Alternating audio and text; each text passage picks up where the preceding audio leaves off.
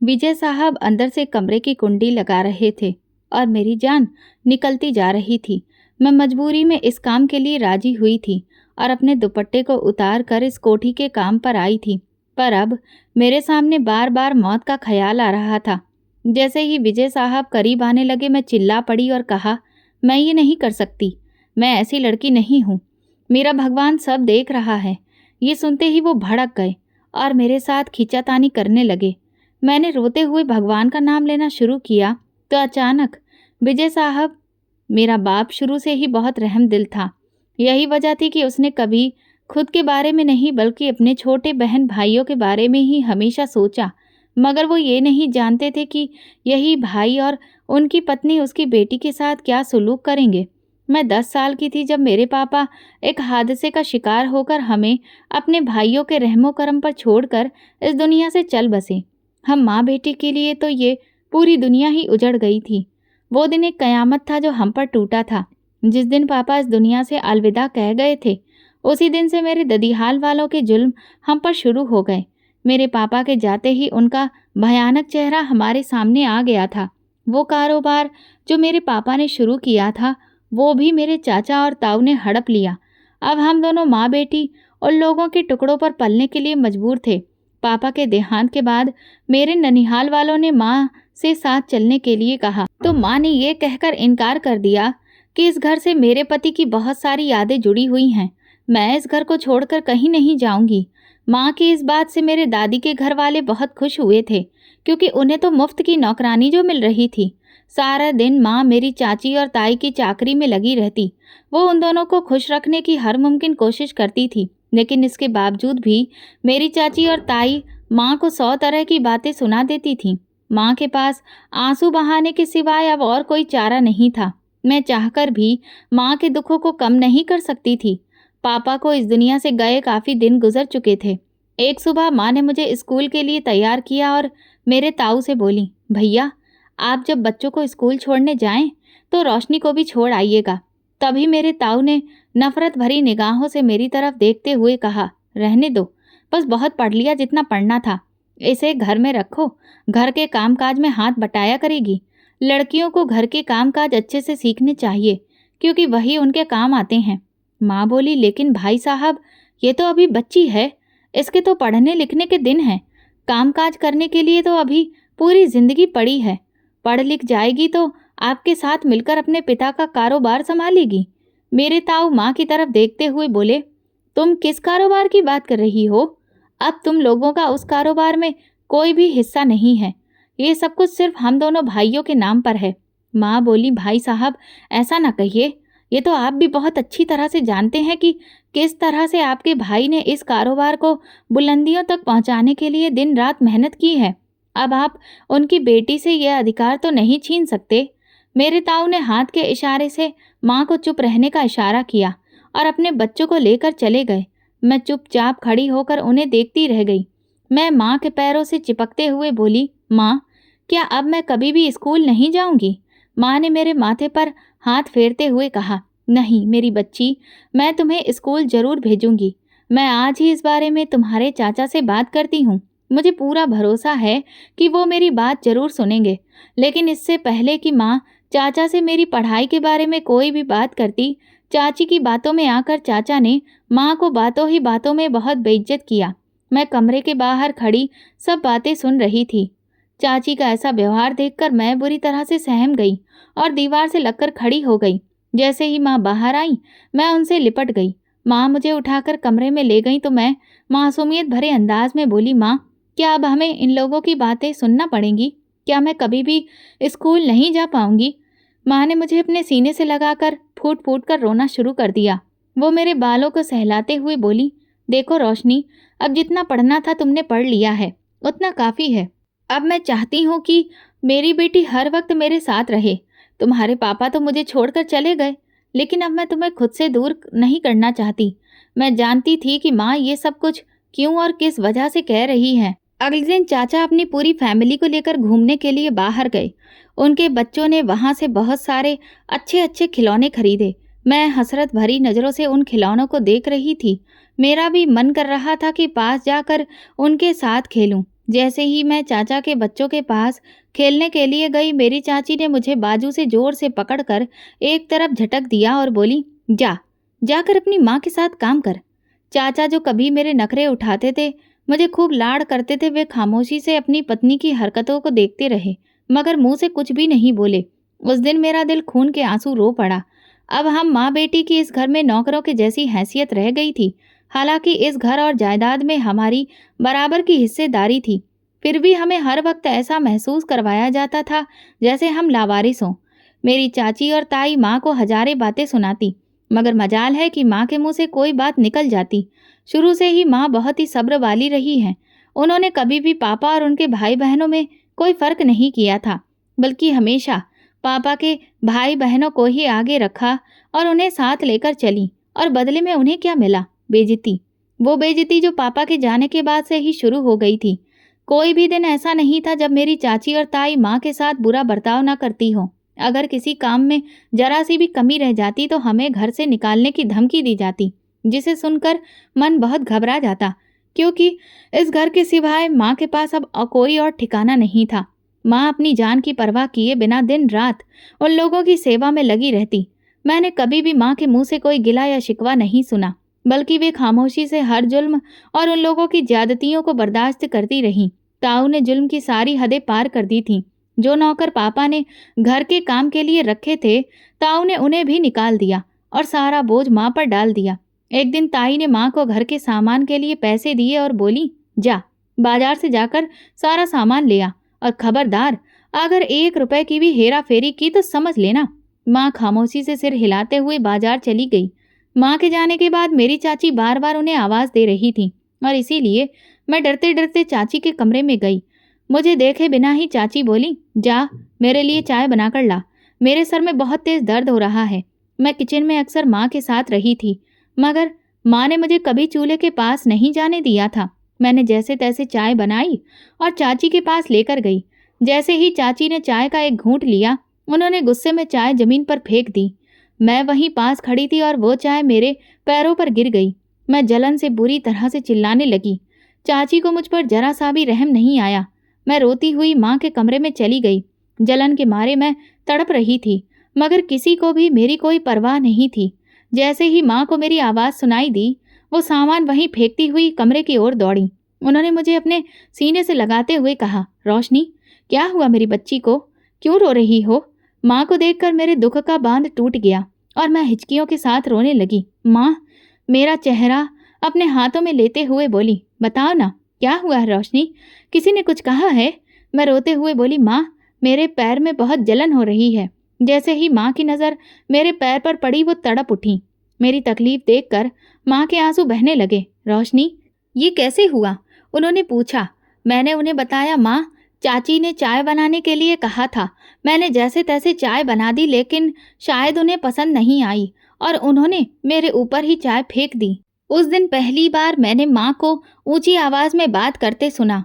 अपने लिए कभी उन्होंने किसी से इस तरह से बात नहीं की थी, लेकिन मेरी तकलीफ देखकर उनसे रहा नहीं गया और वो मेरी चाची से लड़ पड़ी। हमेशा की तरह इस बार भी चाची ने माँ को घर से निकालने की धमकी दी। माँ बोली, मैं तुम लोगों का जुल्म बर्दाश्त करती आ रही हूँ, इसका ये मतलब नहीं है कि मैं इस काबिल नहीं कि अपनी बेटी को पाल ना सकूं।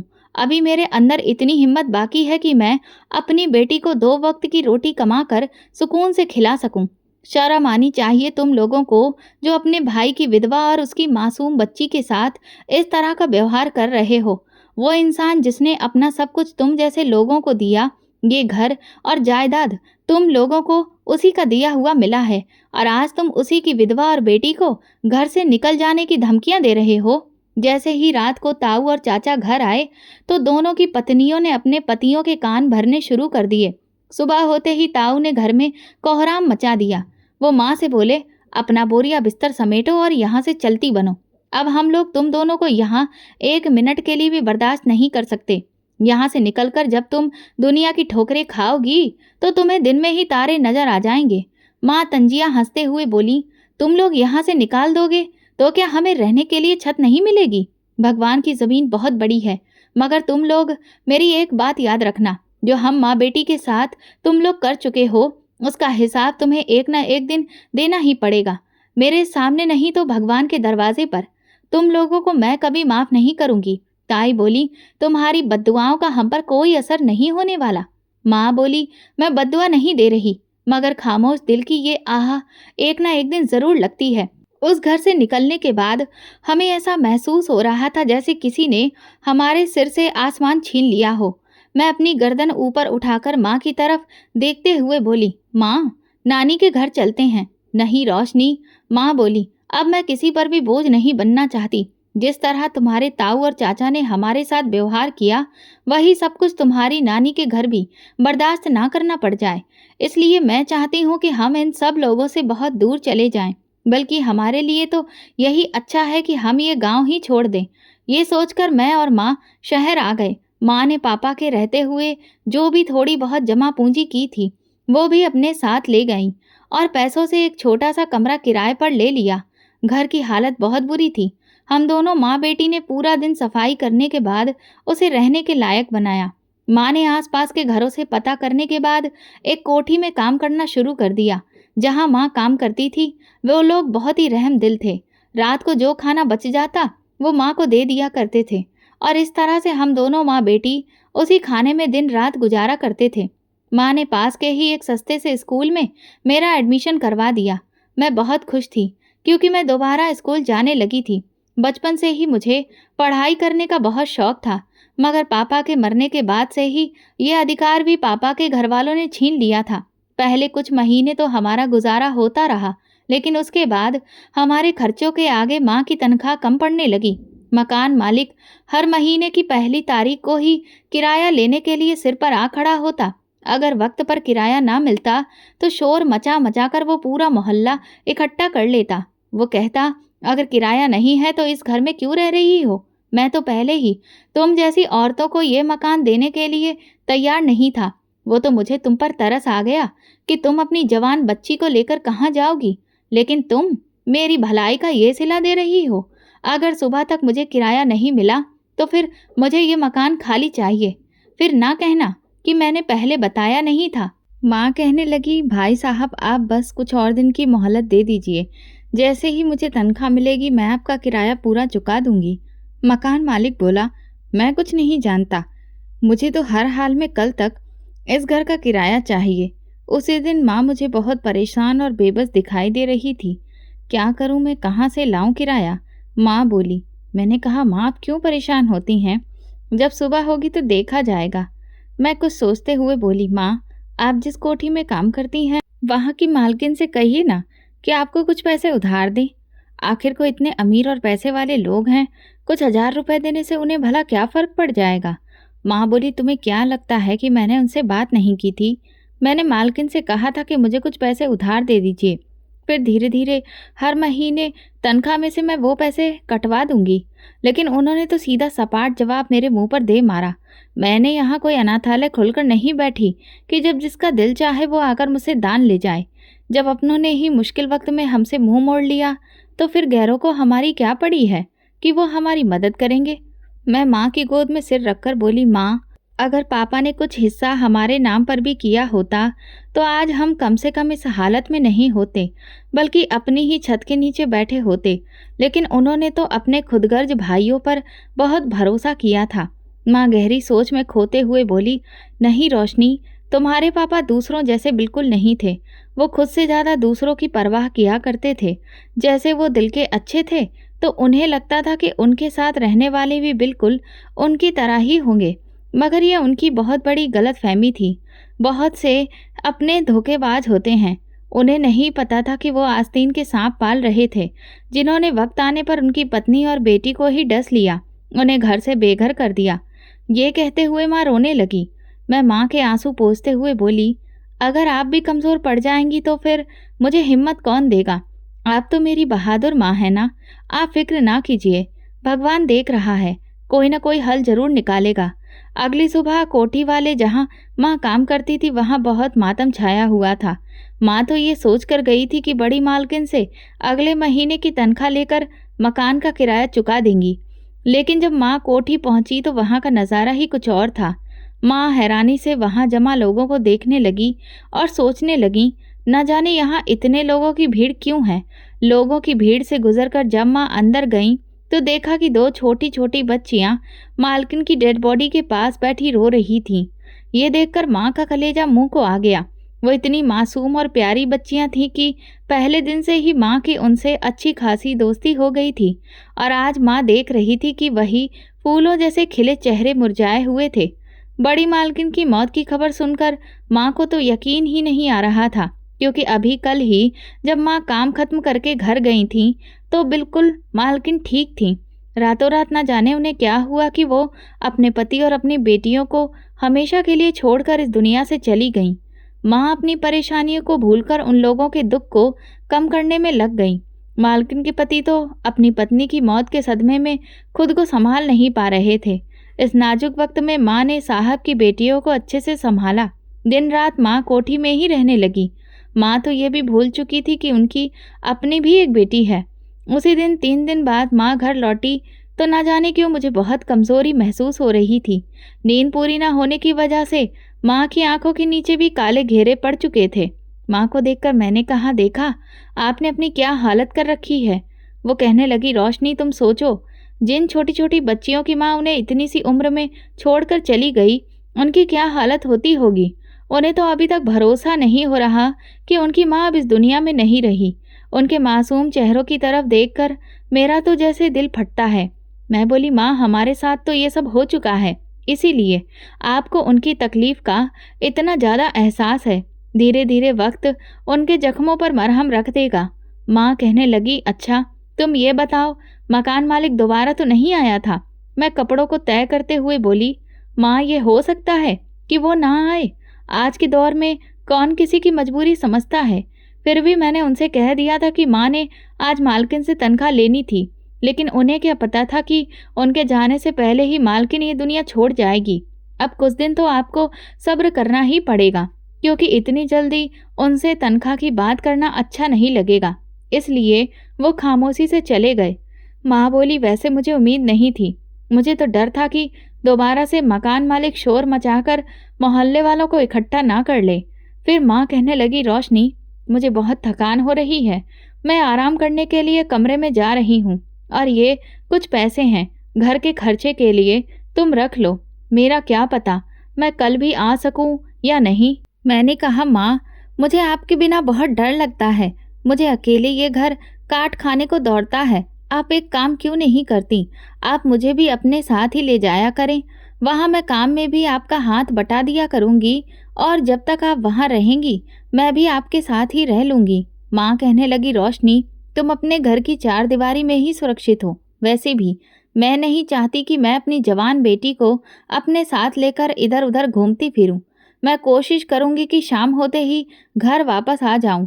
अगले दिन ना जाने माँ को क्या हुआ, माँ से उठा ही नहीं जा रहा था। मैंने माँ को जगाते हुए कहा, माँ उठिए ना, क्या आज कोठी नहीं जाना। माँ अपनी आंखों पर हाथ रखते हुए बोली, पता नहीं रोशनी, मेरी तबीयत ठीक नहीं है। मैं उठने की कोशिश कर रही हूँ लेकिन मुझसे उठा नहीं जा रहा। माँ की इस बात को सुनकर मैं बहुत बुरी तरह से घबरा गई और जल्दी से माँ के पास गई। आपको क्या हुआ है? वो कहने लगी, पता नहीं रोशनी, लेकिन मेरी तबीयत ठीक नहीं है। मुझे लगता है कि आज मैं काम पर नहीं जा पाऊंगी। मैंने कहा, आपको अभी भी काम की पड़ी है। मैं माँ को बाजू से पकड़ते हुए उठाते हुए बोली, चलिए डॉक्टर के पास चलते हैं। लेकिन उनके लिए तो जैसे हिलना ही बहुत मुश्किल था। उनमें हिम्मत ही नहीं थी कि वो चारपाई से नीचे उतर सकें। बहुत कोशिशों के बाद सहारा देकर मैं जैसे तैसे उन्हें खड़ा कर पाई और गली के आखिरी कोने पर मौजूद क्लिनिक में डॉक्टर के पास लेकर गई। डॉक्टर ने इंजेक्शन लगाकर माँ को कुछ दवाइयाँ दी, लेकिन माँ को उनसे भी कोई फर्क नहीं पड़ रहा था। दिन ब दिन उनकी तबीयत बिगड़ती जा रही थी, जिसकी वजह से मेरी परेशानियाँ और भी ज़्यादा बढ़ती जा रही थीं। ना तो मेरे पास इतनी रकम थी कि मैं माँ को बड़े अस्पताल ले जाती। इन 2-4 दिनों में ही घर में खाने के लाले पड़ गए थे। एक दिन मैं माँ से बोली, माँ क्यों ना मैं आपकी जगह जाकर उस कोठी में काम करूं। माँ बोली, नहीं रोशनी, कोई ज़रूरत नहीं है, मैं कल से खुद ही काम पर जाया करूंगी।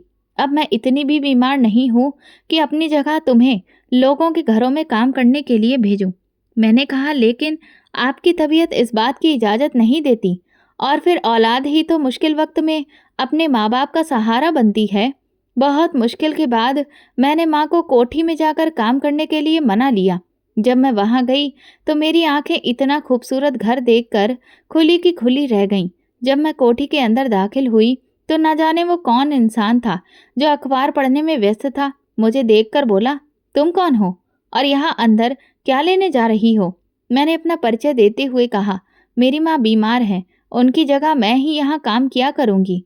मेरी बात सुनकर वो इंसान फिक्रमंद होकर माँ के बारे में पूछने लगा, क्या हुआ है उनको? मैं अपनी नज़रें झुकाकर हाथ मसलते हुए बोली, पता नहीं, लेकिन दिन ब दिन उनकी तबीयत बिगड़ती ही जा रही है। वो तो आज भी बहुत जिद कर रही थी कि खुद ही काम पर आएंगी, मगर मैंने ही उन्हें मना कर दिया कि आपकी तबीयत अब इस बात की इजाज़त नहीं देती कि आप कोठी में जाकर काम करें। इसीलिए सब उनकी जगह काम करने के लिए अब मैं आई हूँ।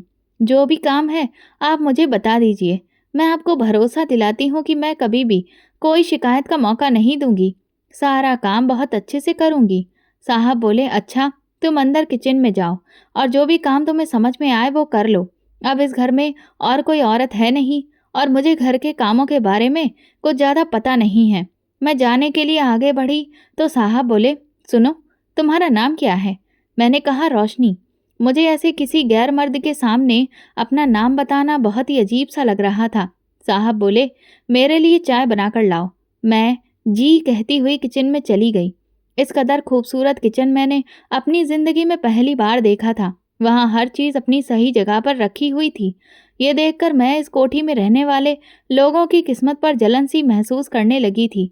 मुझे कोठी में काम करते हुए काफ़ी दिन हो चुके थे, मगर साहब ने तनख्वाह देने का नाम भी नहीं लिया। तो एक दिन मैंने खुद ही साहब से बात करने के बारे में सोचा।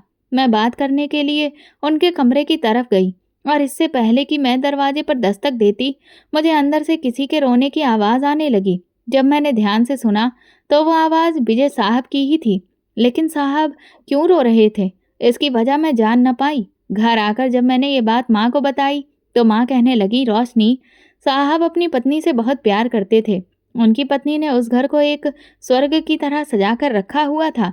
क्या ये दुख साहब के लिए कम है कि उनकी छोटी छोटी बेटियां अपनी माँ के बिना कैसे रह रही होंगी? जिस तरह एक औरत पर भारी होता है, उसी तरह एक मर्द पर भी अपनी पत्नी से बिछड़ने के बाद टूट कर बिखर जाता है। एक माँ अपने बच्चों को माँ और बाप दोनों का बनाकर पाल सकती है, मगर जो एक मर्द है वो एक माँ की कमी को कभी पूरा नहीं कर सकता। मैं बोली, अच्छा, तो क्या माँ, साहब अपनी पत्नी को याद करके रो रहे होंगे? माँ कहने लगी, पता नहीं रोशनी, ये तो भगवान ही जानता है, लेकिन लगता तो यही है। दिन ब दिन माँ की हालत बिगड़ रही थी और मेरे पास बिल्कुल भी पैसे नहीं थे कि मैं माँ को पास वाले क्लिनिक से ही दवाई लाकर देती। जब भी मैं माँ की तरफ देखती तो मुझे एक अजीब सी परेशानी घेर लेती थी। एक दिन सुबह काम पर जाते ही मैं सब साहब के कमरे में गई तो देखा कि साहब अपने सामने फाइलें फैलाए न जाने किस परेशानी में डूबे बैठे थे। मुझे समझ नहीं आ रहा था कि मैं कैसे बात करूं। मैंने हिम्मत करके कहा, साहब, मुझे माँ के इलाज के लिए कुछ पैसे चाहिए। साहब गुस्से में बोले, तुम्हें नज़र नहीं आ रहा कि मैं इस वक्त काम में बिजी हूँ? तुम जैसे लोगों को तो हर वक्त बस पैसा ही चाहिए होता है। उन्होंने कुछ पैसे साइड में रख दिए और बोले, रख लो, जो भी कमी रह जाए बाद में बता देना। अभी फ़िलहाल मेरे पास टाइम नहीं है। अब जाओ यहाँ से, और अगली बार जब भी मेरे कमरे में आओ तो नॉक करके आना। मैंने कांपते हुए कहा, जी साहब। सारा दिन काम करने के बाद जब शाम को घर लौटी तो अभी घर में दाखिल ही हुई थी कि माँ के ज़ोर ज़ोर से खांसने की आवाज़ सुनाई दी। माँ बहुत बेचैन हो रही थीं। उनकी ये हालत मुझसे अब देखी नहीं जा रही थी। उन्हें पानी का गिलास देते हुए मैंने कहा, आप चलिए, उठिए, मैं आपको अस्पताल लेकर चलती हूँ। वो कहने लगी, क्या पैसों का इंतजाम हो गया? मैंने कहा, हाँ, लेकिन अभी सिर्फ कुछ ही पैसे मिले हैं। वो बोली, आज फिर से मकान मालिक आया था। मैंने उसे बोल दिया है कि शाम तक तुम्हारा किराया मिल जाएगा, तो ये पैसे तुम उसे दे देना। मैंने कहा, लेकिन माँ, आपकी दवाई? वो बोली, तू मेरी फिक्र मत कर, मुझे कुछ नहीं होगा। वैसे भी मेरी दवाई से ज़्यादा ज़रूरी है इस घर का किराया। मकान मालिक ने धमकी दी है कि अगर आज किराया नहीं मिला तो वो ये घर खाली करवा लेगा। ये सुनकर मैं खामोश हो गई। मैं और कर भी क्या सकती थी? रात को जब मैं अपने बिस्तर पर लेटी तो सोचने लगी कि ऐसा क्या करूं जिससे घर का खर्चा और माँ का इलाज दोनों चल सकें, क्योंकि माँ को देखकर ऐसा लगता था कि उन्हें कोई मामूली बीमारी नहीं है। वो दिन ब दिन हड्डियों का ढांचा बनती जा रही थी। जब भी मैं माँ की तरफ देखती तो अंदर ही अंदर घुटने लगती थी। उनके लिए मैं कुछ भी नहीं कर पा रही थी। एक सुबह जब काम के लिए निकली तो पास के ही पार्क में कुछ बच्चे खेल रहे थे। मैं भी वहीं एक बेंच पर बैठ गई और उन्हें देखने लगी। कितनी बेफिक्री है उनकी ज़िंदगी में, और एक मैं हूँ जो इस उम्र में भी दूसरों के सख्त व्यवहार से सहम जाती हूँ। मैं अपनी ही परेशानियों में खोई हुई बैठी थी कि अचानक मेरे बराबर में एक औरत आकर बैठ गई। वो मेरे चेहरे को ध्यान से देखने लगी तो मैं थोड़ा हट कर बैठ गई। वो औरत बाकी लोगों से काफ़ी अलग लग रही थी। उसकी नज़रें लगातार मेरे चेहरे और शरीर को घूर रही थीं। मुझे उससे थोड़ा-सा डर लगने लगा। मैंने कहा, "कौन हैं आप?" वो मेरी बात को नज़रअंदाज करते हुए बोली, "लगता है तुम किसी बड़ी मुश्किल में फंसी हो।" मैं उसकी तरफ देखते हुए बोली, "आपको कैसे पता?" वो बोली, "देखो लड़की, तुम मेरी बात छोड़ो। मुझे पता है कि तुम्हें इस वक्त पैसों की बहुत ज़रूरत है। मैं ठीक कह रही हूँ ना?" मैंने सिर हिलाते हुए हामी भरी। वो कहने लगी, "अगर तुम चाहो तो मैं तुम्हें एक ऐसे काम पर लगा सकती हूँ जहाँ ढेर सारा पैसा है। तुम्हें मेहनत करने की भी ज़्यादा ज़रूरत नहीं है, क्योंकि तुम खूबसूरत हो, इतनी कि कोई भी तुम्हारे लिए लाखों लुटा देगा।" मुझे उसके इरादे कुछ ठीक नहीं लगे। फिर भी मैं बोली, "मुझे क्या करना होगा?" वो मेरे चेहरे पर आई बालों की लटों को पीछे करते हुए बोली, "जब तुम मेरे साथ चलोगी ना, तब तुम्हें सब पता चल जाएगा।" फिर जाने के लिए उठी और पीछे मुड़कर बोली, "अगर तुम ये काम करोगी तो तुम्हारी सारी मुश्किलें हल हो जाएंगी। मैं कल फिर यहाँ इसी जगह पर तुम्हारा इंतज़ार करूँगी।" ये कहकर वो औरत चली गई। मेरे अंदर पैसा कमाने की एक लालसा सी पैदा हो गई। मैं सोचने लगी कि आखिर वो कौन सा काम है जिसमें इतने पैसे मिल सकते हैं। उस औरत की बातों ने मेरे अंदर तूफान खड़ा कर दिया था। मेरा काम पर जाने का बिल्कुल भी मन नहीं हो रहा था, लेकिन फिर भी मैं काम पर चली गई। काम के दौरान मेरा सारा ध्यान उसी औरत की बातों पर था। मेरे मन में लालच घर कर चुका था। पता ही नहीं चला कि कब साहब किचन के पास खड़े होकर मुझे देख रहे थे। उन्होंने 2-3 बार बुलाया, तब मैं ख्यालों की दुनिया से बाहर आई। इससे पहले कि वो कुछ और कहते, मैं बोली, "साहब, आप किसी नई नौकरानी का बंदोबस्त कर लीजिए।" साहब हैरानी से मेरी तरफ देखने लगे। "क्यों? क्या अब तुम काम पर नहीं आओगी?" मैं नज़रें झुकाकर बोली, "नहीं साहब, अब मैं कल से नहीं आऊँगी। मुझे किसी दूसरी जगह पर काम मिल गया है। अब मैं वहीं जाऊँगी। वैसे भी जितनी तनख्वाह मुझे यहाँ मिलती है, उससे तो सिर्फ घर का किराया ही मुश्किल से भर पाती हूँ।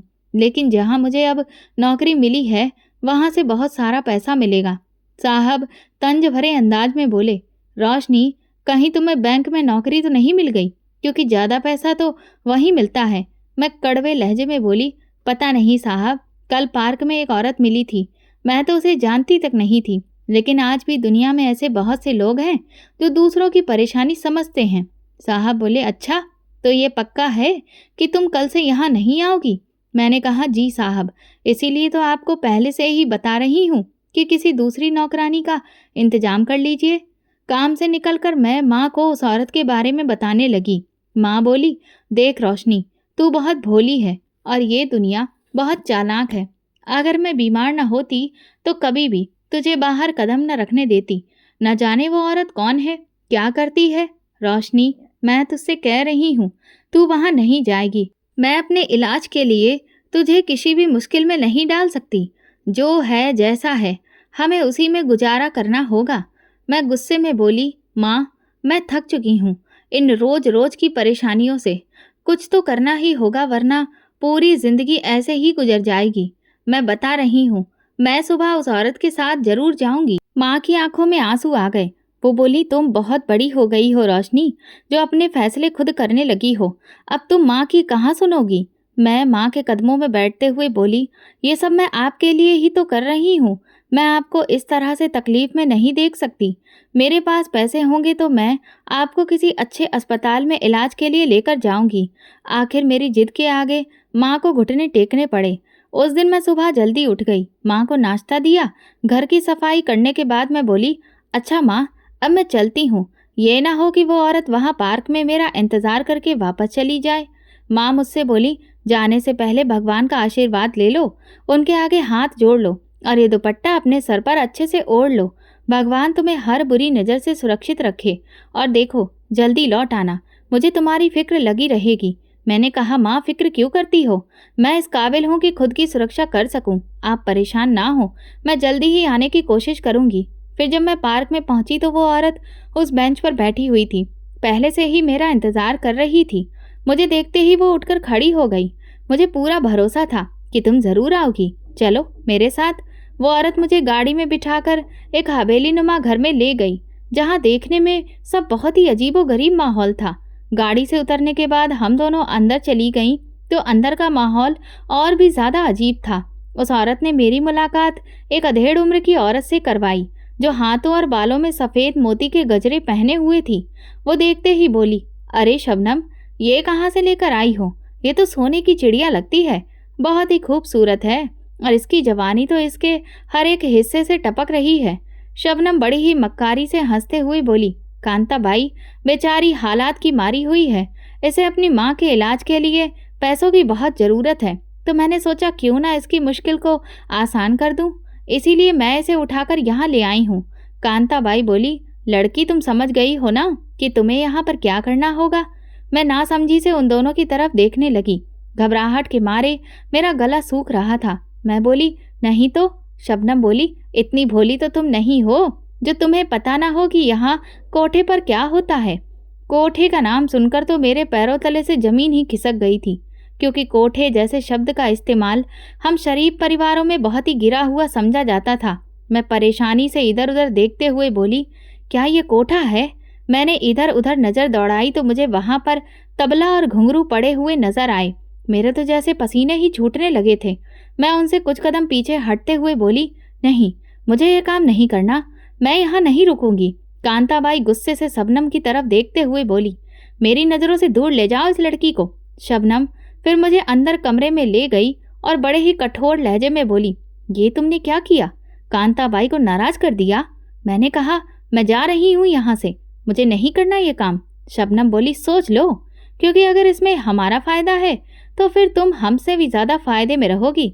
जरा सोचो और तरस खाओ अपनी माँ पर। क्या तुम अपनी माँ को ऐसे ही रगड़ रगड़ कर मरते देखना चाहती हो? मैं बोली, नहीं, मैं ये काम नहीं कर सकती। हम इज्जतदार लोग हैं और ये इज्जतदार लोगों का पेशा बिल्कुल भी नहीं है। शबनम बोली, तो जाओ यहाँ से, खुद को और अपनी माँ को इस बेरहम दुनिया के सहारे पर छोड़ दो, फिर देखना ये दुनिया तुम दोनों को नोच नोच कर खा जाएगी। तो मेरा नाम बदल देना। मैं वहाँ से निकल आई, क्योंकि मेरा वहाँ बहुत दम घुट रहा था। उस हवा में मेरे लिए सांस लेना मुश्किल हो रहा था। घर आते ही माँ बोली, आ गई मेरी बच्ची? हाँ माँ, आपकी तबीयत कैसी है? माँ बोली, तबीयत का क्या होना था, तुम्हारे सामने ठीक ठाक तो हूँ। माँ, मैं जानती हूँ आप ठीक नहीं हैं, ये सब आप मुझे तसल्ली देने के लिए कहती हैं। माँ मेरी बात को टालते हुए बोली, अच्छा तुम ये बताओ कि तुम्हारा काम कैसा रहा? क्या तुम्हें काम पसंद नहीं आया जो तुम इतनी जल्दी घर आ गई? मैं अपनी आंखों में आंसू छुपाते हुए बोली, माँ, काम तो मुझे पसंद नहीं आया, मगर हाँ, उसमें पैसे बहुत हैं। माँ हैरानी से मेरी तरफ देखते हुए बोली, अच्छा, ऐसा कौन सा काम है? मैं बोली, माँ, है कोई काम आप नहीं जानती, लेकिन मुझे वो काम नहीं करना। मैं सुबह से कोठी में ही काम करने जाऊंगी। माँ खांसते हुए बोली, मैं तो तुमसे पहले ही कह रही थी कि यूं इस तरह से इधर उधर भागने से अच्छा है कि जो है जैसा है चुपचाप वहीं पर लगी रहो। लेकिन अब तुम बड़ी हो गई हो, मेरी कहाँ सुनोगी? मैंने कहा, लेकिन माँ, आपसे बड़ी थोड़ी ना हो गई हूँ। माँ बोली, अच्छा रोशनी, अब कुछ खाने के लिए ले आओ, सुबह से इसी तरह से भूखी बैठी हूँ। माँ, आप यहीं बैठिए, मैं कुछ खाने को लेकर आती हूँ। मैं माँ को देती भी तो क्या, घर में खाने के लिए कुछ भी नहीं था। मैंने सारे बर्तन चेक किए, सिवाय एक पाव चावल के घर में नमक मिर्च तक नहीं था। मैंने वो चावल निकाला, उन्हें उबाल कर माँ को दिया और खुद भी वही चावल खाते हुए मेरी आंखों से आंसू निकल आए। माँ कहने लगी, रोशनी, इस तरह से खाते हुए आंसू नहीं बहाते। दुनिया में कई लोग ऐसे भी हैं जिन्हें ये चावल भी नसीब नहीं होते हैं और वे बेचारे भूखे ही सो जाते हैं। माँ को लेटाने के बाद मैं भी अपने बिस्तर पर लेट गई। अभी मैं लेटी ही थी कि तभी माँ को इतनी तेज खांसी आनी शुरू हो गई कि रुकने का नाम ही नहीं ले रही थी। मैं माँ की पीठ सहलाने लगी। खांसते खांसते उनका दम उखड़ने लगा। बहुत देर बाद जाकर कहीं उनकी आंख लगी। मैं अपने बिस्तर पर लेटी थी, लेकिन नींद मेरी आंखों से कोसों दूर थी। मैं बेचैनी से करवटें बदल रही थी। नहीं, मैं ये काम नहीं कर सकती। ये इज्जत को बेचने वाला काम है। मैं कैसे करूंगी? मैं मन ही मन खुद से सवाल कर रही थी। मैंने माँ से ये बात छुपाई थी। वहां से आकर मैं पक्का इरादा कर चुकी थी कि मैं हरगिज ये इज्जत बेचने वाला काम नहीं करूंगी। मगर जैसे ही रात को माँ की तबीयत ज़्यादा बिगड़ती और घर में खाने के भी लाले पड़ते दिखाई दिए, तो फिर मैं ये काम करने के लिए तैयार हो गई। भले ही इससे मेरी इज्जत लुट जानी थी। मेरे पास इस काम को करने के बाद कुछ भी नहीं बचना था, मगर फिर भी अपनी माँ के इलाज के लिए मैं ये सब कुछ करने को तैयार थी, क्योंकि जितनी मुश्किलों और तकलीफ़ों से भरी जिंदगी माँ ने अब तक देखी थी, अब मैं उन्हें और ज़्यादा दुख में नहीं देख सकती थी। मैंने रात में ही पक्का इरादा कर लिया कि कल मैं कोठी पर जाऊंगी। अगले दिन मैं अपने पास जो कुछ भी पैसे बचे थे, उनसे बाजार से माँ के खाने के लिए नाश्ता लेकर आई। माँ से झूठ बोलकर कहा कि मैं कोठी पर काम करने जा रही हूँ, क्योंकि अगर मेरे झूठ से माँ खुश थी तो ये झूठ बोलना मुझे कबूल था। आखिर ये सब मैं माँ के लिए ही तो कर रही थी। मैं पैदल चलते हुए सोच रही थी कि अगर माँ को ये सब पता चल गया तो ना जाने वो ये सब कुछ सह भी पाएंगी या नहीं। नहीं, मैं अपनी माँ को हरगिज़ भी कुछ भी पता नहीं चलने दूंगी कि मैंने अपनी इज्जत उनकी खातिर कुर्बान कर दी। मेरे अंदर सवाल उठ रहे थे, क्या मैं एक इज्जतदार घर की बेटी होकर ये सब कर पाऊंगी? ये नीच काम मेरे लिए किसी जंग को फतह करने से कम नहीं था। जैसे ही मैंने कोठे पर कदम रखा, शबनम और कांताबाई मुझे देखकर खिल उठी। शबनम जीत के अंदाज में कांताबाई की तरफ देखते हुए बोली, कांताबाई, मैंने आपसे कहा था ना, ये लड़की जरूर आएगी। पैसा चीज ही ऐसी है जो बड़े बड़े इज्जत वालों को यहाँ तक आने पर मजबूर कर देती है। कांताबाई ने दोनों हाथों से ताली बजाई तो कुछ लड़कियां इस वक्त उनके कमरे में हाजिर हो गईं। कांताबाई बोली, जाओ इस लड़की को ले जाकर तैयार कर दो। आज हमारे कुछ खास मेहमान आ रहे हैं। अगर वो खुश हो गए तो समझो फिर तो हमारी किस्मत ही खुल जाएगी। मैं पत्थर बनी अपने होशो हवास से बेगानी बैठी थी। मुझे ये तक होश नहीं था कि उन लड़कियों ने मुझे कब तैयार कर दिया। जैसे ही मेरी नज़र आईने पर गई तो मैं देखती ही रह गई, क्योंकि खुद को मैंने बहुत अरसे के बाद इस तरह से देखा था। और देखते ही चली गई, क्योंकि मैं हर तरफ से बहुत खूबसूरत लग रही थी। मुझे देखते ही शबनम बोली, जितनी तुम खूबसूरत लग रही हो, तुम्हें देखने वाला पहली नज़र में ही तुम पर दिल हार बैठेगा। कांताबाई बोली, जाओ इसे कमरे में छोड़ आओ। आज के खास मेहमान बस आते ही होंगे। मैं कमरे में अकेली पीली पड़ी रंगत के साथ बार बार दरवाजे की तरफ देख रही थी। कुछ देर बाद दरवाज़ा खुला तो मेरे दिल की धड़कन बहुत तेज होने लगी। मैं नज़र झुकाए बैठी थी। मुझे नहीं पता था कि वो इंसान कौन था, लेकिन वो जैसे ही अंदर आया, उसने अंदर से कमरे की कुंडी लगा दी। मुझे अपनी जान निकलती हुई महसूस हो रही थी। मैं मजबूरी में इस काम को करने के लिए राजी हुई थी, और इस काम को करने की वजह से मैंने अपना दुपट्टा उतार दिया था।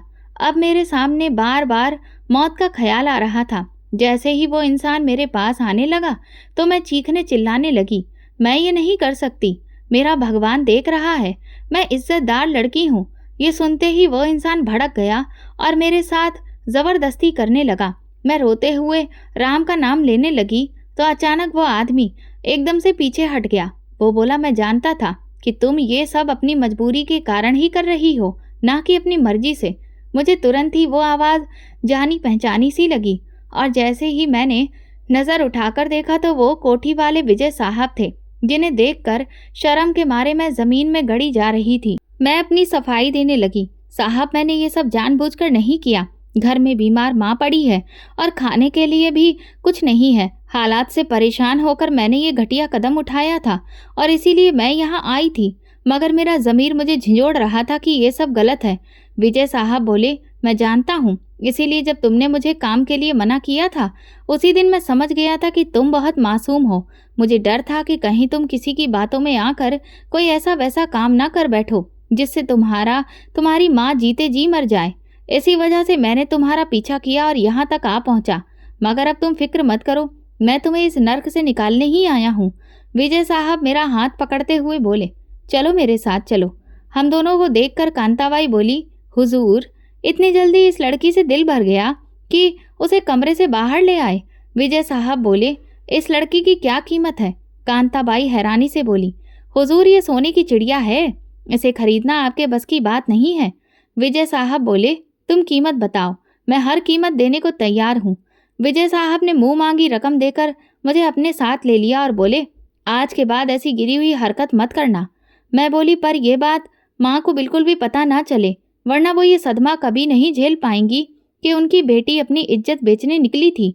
विजय साहब बोले, नहीं बताऊंगा, मगर इसकी क्या गारंटी है कि तुम दोबारा किसी की बातों में आकर ऐसा कुछ नहीं करोगी? मैं अपने आंसू छुपाते हुए बोली, तो आप ही बताइए, मैं कहाँ जाती, किससे कहती माँ के इलाज के लिए? आपने जो कुछ 1000 रुपए दिए थे, उससे तो घर का किराया ही पूरा हुआ। विजय साहब बोले, अब तुम्हें चिंता करने की ज़रूरत नहीं है, चलो मैं तुम्हें घर छोड़ देता हूँ, साथ में तुम्हारी माँ से भी मिल लूँगा।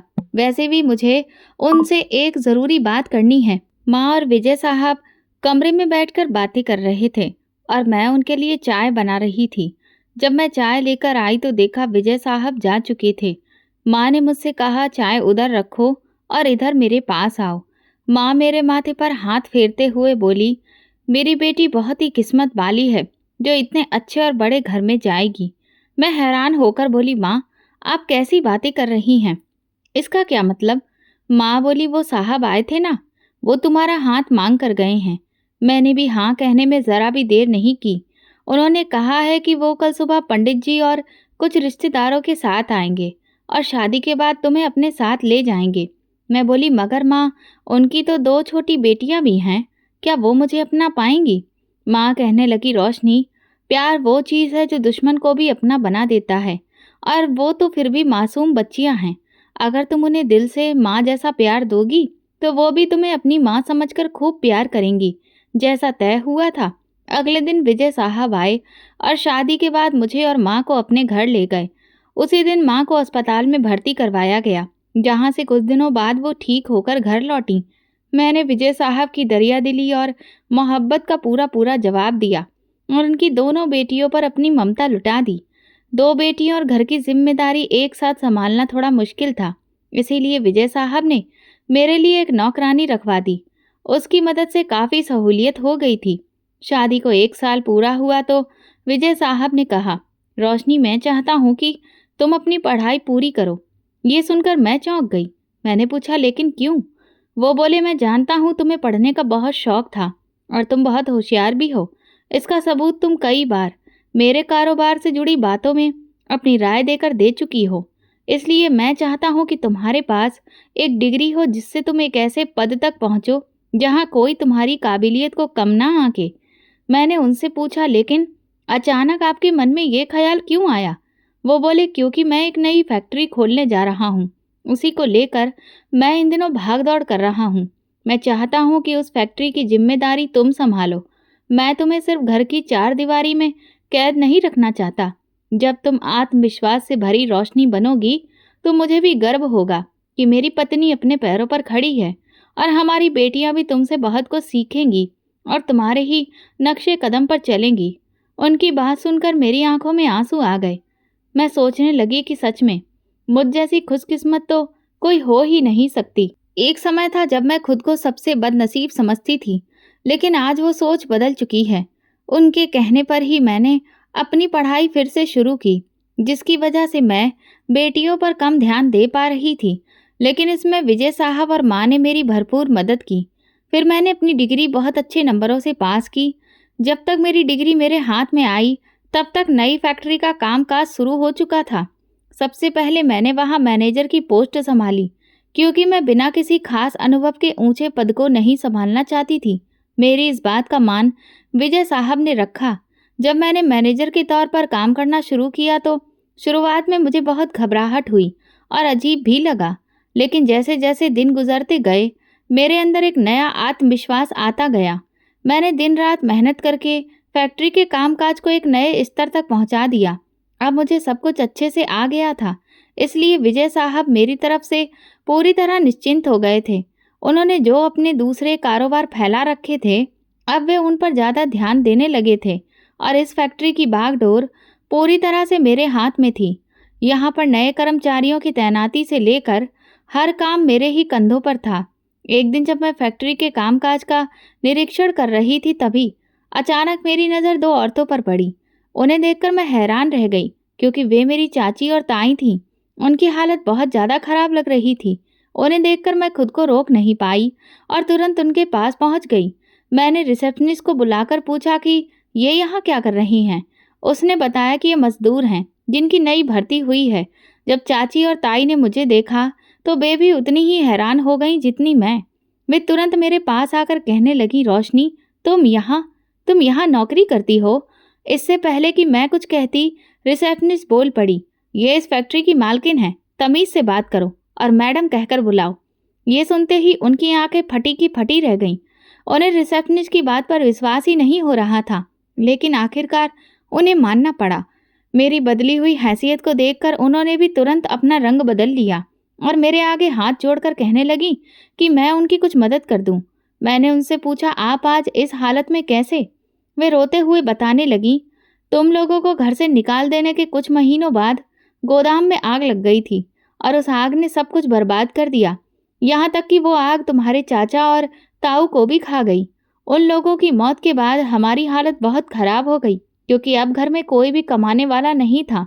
धीरे धीरे हमने खर्चों को चलाने के लिए जो थोड़ी बहुत ज़मीन और पैसे थे उनका इस्तेमाल शुरू किया, लेकिन 1 साल बाद हमारे पास सब कुछ खत्म हो चुका था और हम सड़क पर आ गए। हमारी हालत भिखारियों से भी ज़्यादा बदतर हो गई। जब हमारे पास पैसा नहीं रहा तो सभी रिश्तेदारों ने हमसे मुंह मोड़ लिया और हमें पहचानने से ही इनकार कर दिया। जो सुलूक हमने तुम्हारे साथ किया था वही हमें भी भुगतना पड़ा। तब से हम इसी तरह छोटी मोटी मजदूरी करके ही अपना और अपने बच्चों का पेट पाल रहे हैं। मेरी चाची बोली, लेकिन तुम इतनी बड़ी फैक्ट्री की मालकिन कैसे बनी? तुम्हारे पास तो कुछ भी नहीं था। मैंने उन्हें अपनी कहानी बताई तो वे हैरान रह गईं। फिर वे मुझसे मदद मांगने लगीं। मैंने उनसे कहा, मैं आपकी कितनी भी मदद कर दूं, लेकिन आपके घर का चूल्हा तभी जलेगा जब आप खुद से मेहनत करेंगी। भगवान ने जो फैसला किया है आप उस पर कायम रहिए और अपनी मेहनत से अपने और अपने बच्चों का पेट पालिए। उन्हें 2 टूक जवाब देने के बाद मैं घर लौट आई। हालांकि अगर मैं चाहती तो उनकी मदद कर सकती थी, लेकिन उन्होंने जो सुलूक मेरी माँ के साथ किया था उसे मैं कभी नहीं भूल सकती। एक बार को खुद पर हुए जुल्मों को मैं भूल सकती थी, लेकिन मेरी माँ के साथ किया गया हर जुल्म मैं मरते दम तक नहीं भूलूंगी। इसीलिए मैंने अपना दिल मजबूत रखते हुए उन्हें उनके हाल पर छोड़ दिया, क्योंकि मेरा मानना है कि जो जैसे कर्म करता है भगवान उसे वैसा ही फल देता है। और ये भी भगवान का ही फैसला था जो उन्होंने ऐसे लोगों को आसमान से उठाकर ज़मीन पर पटक दिया। उन्होंने हमारा हक छीना था, इसलिए उनके पास भी कुछ नहीं बचा जिस पर वे अपना अधिकार जमा सकें। किसी दूसरे का अधिकार छीन कर खाने वालों के साथ ऐसा ही होना चाहिए। मैंने माँ को उनके बारे में कुछ भी नहीं बताया, क्योंकि मैं नहीं चाहती थी कि फिर से वही पुरानी यादें उनके मन में ताज़ा हो जाएं और वे दुखी हों। कुछ समय के बाद मैंने मैनेजर की पोस्ट से हटकर फैक्ट्री की मालकिन के तौर पर कामकाज संभाल लिया था। आज मैं बहुत सफल तरीके से इस फैक्ट्री को चला रही हूँ और मेरी सफलता से मेरे पति और माँ दोनों बहुत खुश हैं। सच में विजय साहब के मेरी ज़िंदगी में आने के बाद जहाँ पहले मुझे ज़िंदगी बेरंग और एक भीख जैसी लगती थी, अब वो रंगों से भरपूर हो गई है और यही रंग अब उनके पूरे घर में बिखर चुके हैं। इन रंगों को फैलाने के बदले में विजय साहब और उनकी बेटियों ने मुझे बहुत प्यार दिया, इतना कि आज मैं अपनी ज़िंदगी बहुत खूबसूरत तरीके से गुजार रही हूँ, जिसमें मेरी दोनों बेटियां और विजय साहब का साथ है। और मैं ये साथ पाकर खुद को दुनिया की सबसे खुशकिस्मत औरत मानती हूँ। तो दोस्तों, अगर आपको हमारी कहानी पसंद आई हो तो कमेंट करके ज़रूर बताएं। वीडियो को लाइक करें और ज़्यादा से ज़्यादा शेयर करें। अगर आप चैनल पर नए हैं तो सब्सक्राइब ज़रूर करें और नोटिफिकेशन बेल दबाएं ताकि अगली अपडेट सबसे पहले आपको मिले। धन्यवाद।